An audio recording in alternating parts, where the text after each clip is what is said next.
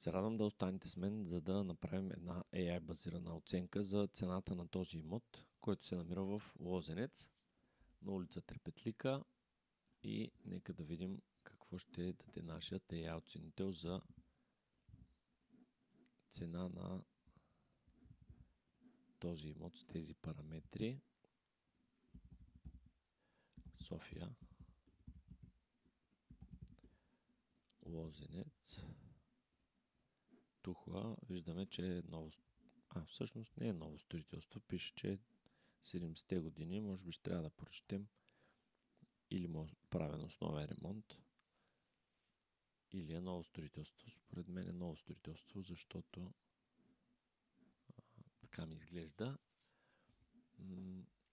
Малка сграда, тип стара Тухла. Добре, ще се съгласим, че сградата е стара.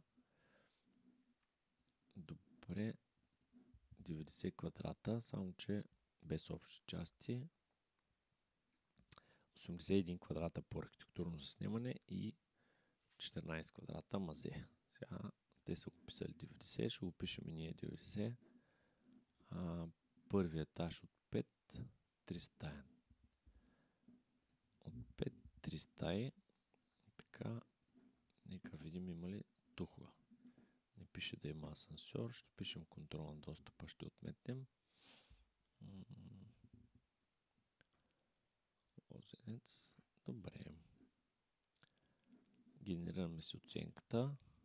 262 000 евро срещу 330 000 на обява. Споделете, стара е сградата. Споделете в коментар коя от двете цени ви се вижда по-адекватна за локацията и състоянието на имота. Ще се радвам да чуя и вашето мнение. Хубав и успешен ден!